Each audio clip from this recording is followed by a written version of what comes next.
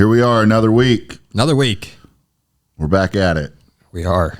This week. Another guest. Yes, another guest. And we're grateful to have Angelina McLaughlin. Correct me. Oh, I don't know if you want Tell to us say it your with name. an Irish accent. You have to say McLaughlin. McLaughlin. Oh, yeah. A little Conor McGregor in there. McLaughlin. Angelina McLaughlin Ohio with the Highland Music School today. Before we get into the interview with her, just next week we're going to have Luann Murphy with the Highland Community Chorus. And the week after that, we're going to have Hillary Holzinger, who is the Chamber of Commerce Director. So we just want to remind everyone to subscribe to the page so you can watch all the other videos. And if you're interested in spotlighting your business, your nonprofit, or an event coming up, please contact us. We'd be glad to put you on the schedule. Absolutely. Joe, you want to kick us off with our wealth tip of the day, or the week, I guess I should say? Yeah. So we added this a few episodes ago. I think it's a good one. Today, it is about the Roth IRA inside your 401k. So it's different than just your Roth that you'll do on your own. Next year, the Roth inside your 401k is going up. You have the ability to put in $23,500 if you're under the age of 50, and you have $31,000 limit over the age of 50. That is through your 401k. 9 out of 10 companies do offer that option.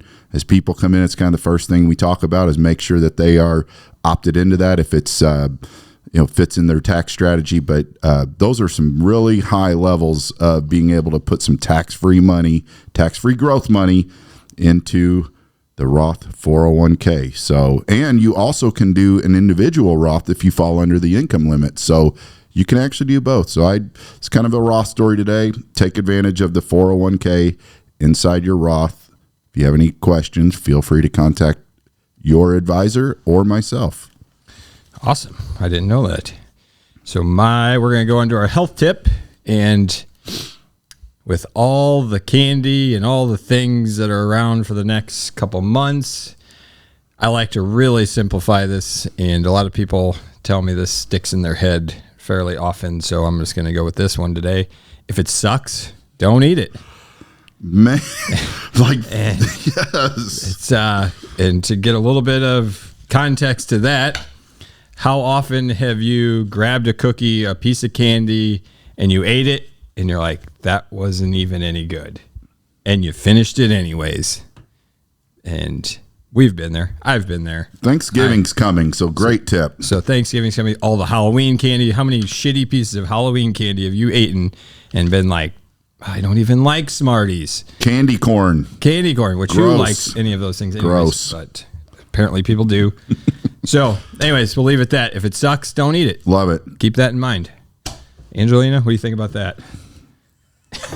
She's over here chill. Have you ever had candy that you just don't like and you finish it? Well, I like to say that you are what you eat. So if you eat those dum-dums, You're become a a dum-dum. Oh, hey, yeah, all there's right. the mom joke there. Okay. I like that one as well. All right, well, let's get into the Highland Music School. Oh, yeah. Thank you for having me. Why don't you start off by telling us a little bit about yourself and maybe your journey of how you got the Highland School started? Okay. Well, I love Highland. I love living here, and this community puts really high importance on the arts in the community. You were just talking about Luann Murphy coming next week, with her chorus that she started. It's amazing that she has such a fantastic chorus. But the other thing that I always noticed, since I was not born in this town, I'm from another town, but we always know about Highland, how they have fantastic musicians, fantastic dancers, the cheer team that has obviously an athletic portion to them, but they're very artistic also. And then the Highland Arts Council, which is amazing and has always done amazing things. So when I wanted to start a music school, I knew that we would have a place here in this community because the arts are so welcomed and loved in this area. So I thought I'd just start for myself just to be able to have a professional space. I tried teaching out of my house. We love animals too much. The cats jumping on the laps while they're trying to play, not a good educational space. And I was thinking, okay, if I had a different separate space, then I'd be more professional. I can have a better atmosphere for the kids to learn. So I ended up renting a small space out of the old Wicks factory for 3 years. And Mr. Wick was, and the Wicks family is amazing. My grandpa was an organ builder with the Wicks family. His name was Bob McLaughlin. He went by Mac, which my brother now has his Mac's fun place. So when, he was so welcoming, and I felt like I was giving back by restoring my little 900 square feet from it being derelict, and, making it a wonderful space for music to continue being in that building. And then I just had friends that kept saying, oh, yeah, well, I can come and teach there too if you need more teachers. And I'm not a very good pianist. My piano playing skills are very limited, and everybody was calling asking for piano lessons. So when I had a friend, Linda Plant, who retired from when I was teaching with her in Edwardsville, she was able to come start teaching private lessons with me. And she's an amazing, wonderful teacher. Still teaches at the music school, has a full studio with a waiting list of kids that want to take lessons with her. So I started that way, and then I was like, hey, well, I can have some other people join in too. And then we were able to buy our own building on Woodcrest, and put a lot of money into fixing that up into studio space. And then I had other people saying they wanted to join. So what I'm trying to do with having the music school is when people say musicians can't earn a living, you have to always have a day job. I'm trying to go against that with just having a co-op kind of setting. So I'm not the boss of the other faculty. They're their own independent contractors, like a hair salon. We set it up like a hair salon. So they pay me rent for the time that they're there. Like when a hair salon, the stylists will pay rent for their chair and their setup there. It's a good model. Yeah. So that way I don't have to worry about all the secretarial and management. They have to do that on their own, and then they give me rent, but it also gives them autonomy, and then they feel respected, and then they're able to earn a good living. Because I've worked at a couple of other stores that are great stores and setups, but they take a huge portion of what parents are paying. And then, you don't make enough money as a musician. You have to constantly be running. And so I'm trying to be the model that could work for if other people wanted to try it this way. And it's been successful. So now we're on 6 years, and we're going to be expanding again. We're buying the old Becker Jewelry building on Main Street in the town square. Oh, that's exciting. Yeah. All right. Man, does anybody know this? Because I haven't heard any rumors. Big release here, guys. Big release. That's awesome. Yeah, so we're going to expand more. You'll have both locations? Or No, we're selling the other one. Actually, a a- hairstylist is buying our other location. Yeah, so because it was a doctor's office, so there's sinks in every room, so it's really feasible for her to have her business there, and so it gives her a chance to grow. And she's a fantastic hairstylist. I'm sure you'll hear more about her business later. But we're going to be moving to the town square. We can be a lot more active and involved in, Peanut Butter Jelly Festival, the farmers market. I'm really wanting to work with the Parks and Recs and, get more stuff going. I don't know if there's going to be possibly, I forgot the word for it. When the musicians play on the street, what do they call that? The Thursday night? No, like when you like to go to Central West End and there's people playing on the street and you throw money in there and can make requests. What's that called? There's a word for it. People on the street playing music? I'll just take a stab here. I always thought it was homeless. No, Sorry. She didn't want to use that I word. know. She was thinking it. no, You there said are it. people. There are people with master's degrees going out there and doing that. Not homeless. I'm just thinking of the ones outside the baseball stadium. and they're playing on them. three notes. And their Yes. saxophone playing ability is Yeah, unbelievable. but there's some really good ones outside the baseball stadium too. But no, I mean, I'll think of Street it performers. later. But I don't know if we could do something like that. But our we have some really great musicians that are great performers and are in their own bands and groups. So it'll come to me later. But Whenever you think of it, just throw it in there. Like, I'm I got still it. kind of caught up on the new location. That's Oh, pretty. yeah, That's yeah. pretty cool. yeah, Yeah. we're really excited about it. And Right now we have over 200 kids a week that come through the music school with the Highland Youth Orchestra. So us, I think we'll be good neighbors over there. I think we'll help bring more people. I'm going to go around. I've already tried going around a couple places just to introduce myself and see if we can, always be working together and promoting each other. Jeff is off the square. I'm off the I square. know, So I know. this is going to be great. I know. So yeah. welcome. Yeah. It's exciting to see everything filling up. I wouldn't mind. Maybe we could have one of these performers in front of our buildings, like in the morning, welcoming whoever's going to come in our doors. Yeah. Play music while people work There we out. go. I feel like Googling what that word is now. I'm so annoyed We with will put it myself. in the comments once I'm so annoyed. once you let us know. Yeah, all the listeners are like yelling it out loud. So, how many teachers do you have? It's hard to say right now. We have 19 on the faculty right now. Wow. All of robust. them, yeah, almost all of them have master's degrees in music, and just really, I'm particular. I have to trust them, to be there and vent them, and they all have fantastic resumes, really impressive people, and I admire them all, and to get to work with them and have hey, walk across the hall. What are you doing for the Christmas recitals, and having them share their ideas and. We have really young teachers, and then faculty that are very experienced. So it's a wonderful collaboration, and it's just a joy to get to work with all of them. So, if someone is out here, they're watching this today, they've got some kids. When can they come in and see you? When do you recommend a kid start into music? And is there a specific instrument or lesson that they should start with? Kids have their own ideas. They always have their things they're drawn to. My primary is a cello, and I saw Yo-Yo Ma playing. I didn't know who it was at the time, but he was on Mr. Rogers, and I remember that being like, whoa. So they have their instruments that they get attracted to and want to start. Either you have to have that interest there, but we do plan on having. Instrument petting zoo. I do that a lot myself. I'll go into the elementary school and bring in the bowed stringed instruments to show the kids and get them to try them out. The best thing is for them to try it out and then decide. But really, if they're not sure, piano is the way to go. Piano is so good for the brain, doing left hand, right hand, all the multitasking involved, and then all of that is very easily transferred to other instruments later on.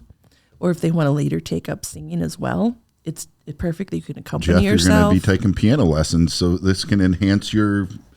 Maybe my kids. Okay. Well, you can learn from And your kids as too. they do Yeah. it, then I participate with them. Yeah, and it's so good for the brain, and then long term. And I have adults. I teach 9 adults right now that always wanted to play the cello or the violin and never started, and now they can, and so they do, and it works out really well. It's a really different curriculum to be teaching adults, but I really enjoy it. I know there's a lot of people that say, well, once they get past 14 or 15, then it's really hard for them to learn, but it doesn't matter. They could still learn, and maybe it's not hard for them. Maybe they're inclined and you just don't know. You can't go off of age. But my older son, I started him playing cello when he was 4. There's these baby classes that are amazing that start ear training, and we do have a couple of teachers that do that. You would be amazed at it's a curriculum. It's not they're just like walking around singing ABCs.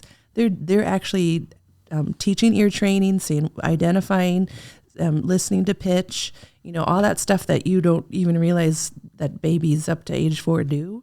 But they're in that mimicking stage, they're learning the language, so they're like sponges. They can pick up on that, so they can start learning rhythms and hearing different sounds and ear training. So babies can start learning music.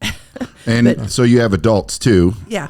So I self-taught guitar years ago. I've kind of put it down with, life picking up, getting busy, but I have been wanting to get back into it and kind of pick up where I left off. So you guys kind of feel us out at what level that we're at and then plug us into a certain teacher? Or is that someone else may be sitting in my shoes where they don't really know where to turn to get back into one of their instruments they used to play? I would definitely. Well, it's kind of hard from my point. What I do is when someone says they're interested in an instrument, I just give them the list of the people that have openings. So if you wanted to call and say, well, what's your approach? And decide off of talking to each teacher, or maybe do a trial lesson. You could do a trial lesson and then decide which teacher would be the best fit. Because it is good to have a teacher that you fit well with that'll help you stay motivated and, wanting to come. Are the cost and the time of the lessons all different with the teacher that you're with, or do you guys have like a what? Typically, a private lesson is 30 minutes once a week. Okay. And then you're given assignments to practice in between the lessons to reinforce the lessons. Okay. Yeah. And then does everybody charge the same amount, or does every contractor have their own set Yeah, fees? they'll have different set fees and different ways they want to get paid. I know all the young folk always say that those electric, the PayPal and all that, and so they'll have their own, they'll tell you all of that when you go in for your lesson.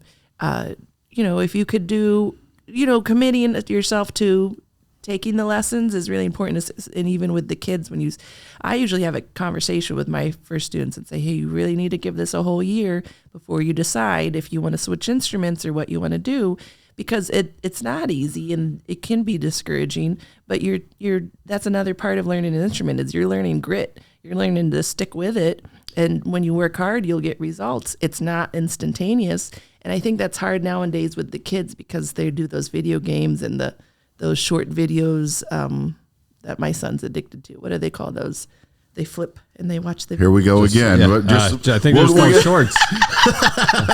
not the ones you wear, but shorts. Yeah, the short videos. But yeah, you know what I'm talking about. Yeah, and you just keep going to the next thing. You get instant gratification. Yeah, it's like 2 seconds. They see something funny. They swipe and go to the next one. TikTok. And then you're sucked in. TikTok, that's the one. The kids love TikTok. Yeah. Yeah. Goodbye 4 hours. Could have learned how to play the guitar and then. There you go. Yeah. That time I spent on TikTok. But I mean, especially the bow string instruments, they're difficult.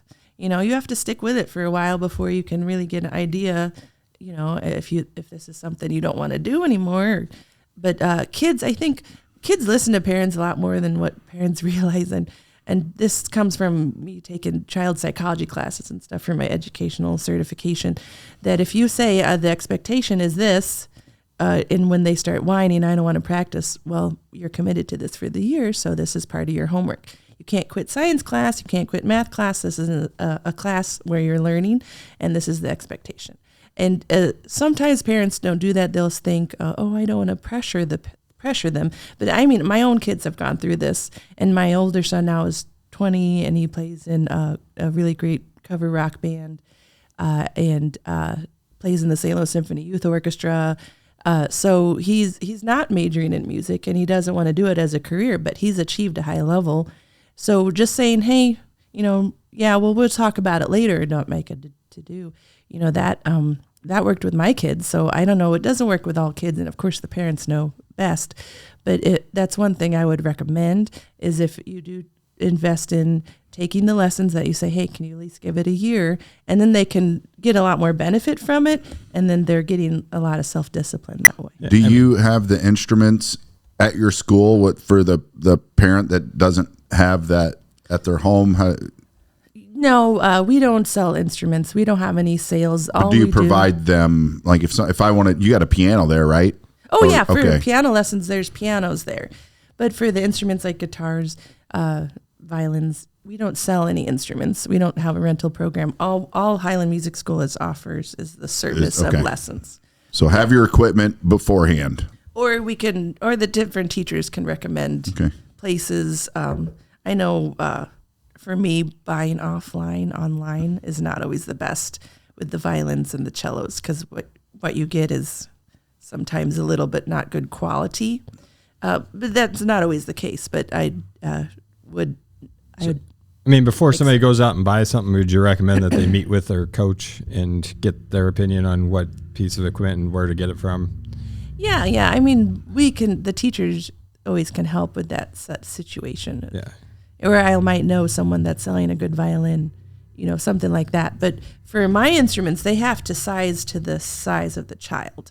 So you'll end up with, a quarter size violin, this tiny thing. You don't want to buy that because then you're stuck with it when your kid's outgrown it in a year. And it's better to do a rent to own. But a lot of places offer that around here, and there's a lot of good music stores that have good quality instruments. So it's never been a problem from the music school, for the Highland Music School, to not be selling or renting. Doesn't sound like it. Yeah. Okay. I was on your website. It mentioned weddings. Can you share a little bit? Oh yeah. Well, all of the faculty are also professional performers. So myself, I play in Landolfi String Quartet. We play weddings and events all the time, and it's a variety of music. But all of the musicians, I think, pretty sure almost, all the faculty play professionally in either their own band or with other groups and orchestras. Are you guys partnered with Wix at all, with like the way they're doing weddings, as far as maybe bringing in some music? No, we're not. Okay. Like that'd be a good fit, maybe. Okay. All right.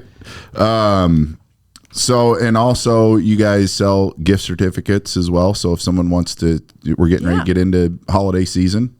Yeah, you can get a gift certificate for private lessons, and so that's a wonderful gift to give, especially if you know they're already taking lessons at the school, to help out, a grandchild or something. Or if you're like, hey, you've always wanted to take lessons, here's a gift certificate for, a few months of lessons, and give it with a nice guitar or something. Like that's a giving a gift of an experience and educational opportunity.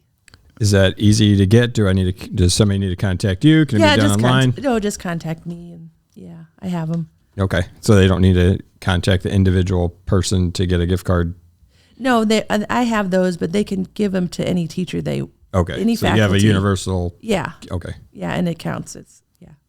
Gotcha. You have gift cards at Pulse too? Yep. Yeah. For Christmas, there's another experience for a Christmas present. Just don't buy them. Don't buy them for your significant other unless you already know she's. Is that like a subliminal gift there? Like, here you go. It's kind of like, oh, hey, here, honey, here's a treadmill. Or I've yet to hear that go well unless the wife specifically asked, buy me a treadmill for Christmas. I was thinking about buying my husband a vacuum for a Christmas present. Maybe that would need one then, okay. I know it. I actually know what that is like right now.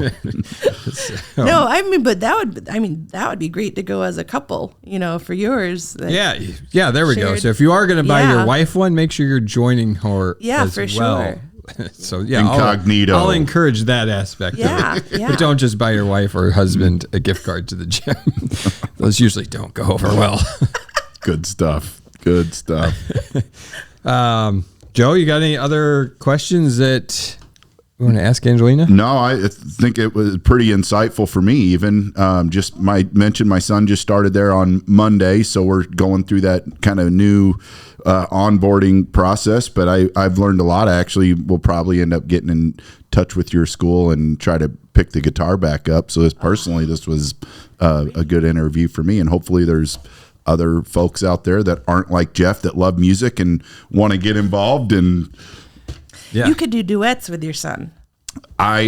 He plays a piano and he sings as he plays. So our favorite song is Africa by Toto, and he can get that higher note, and I can get the one right below. So we really, it's pretty cool. To hear that. Well, I learned a lot too. Like, I love the business model aspect of it. Knowing that you have 19, self-employed people, I think is a really cool model to go off of. I wouldn't have guessed that that's how it was. So I think that's, pretty amazing. And like I said, all those people professionally get to, grow their own business as far as they want to take it.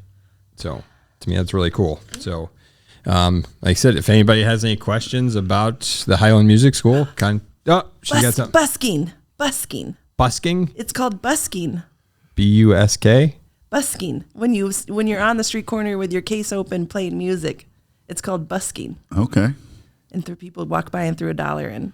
I've never heard of that term, so I did learned another something here. I would have went with peddling. No, you already said homeless, Jeff. No, you're so negative. I'm not. No, it's not negative. No, it's what I see. That's what I've seen. I haven't been in the right areas or not looking. Some of it could be the gig. You know, they look like they're homeless, but maybe they go to her school and it's like that's their professionals. That's their gig. I'm going to look as poor as possible. All right, well, let's cut it off. Okay. Nobody's listening anymore.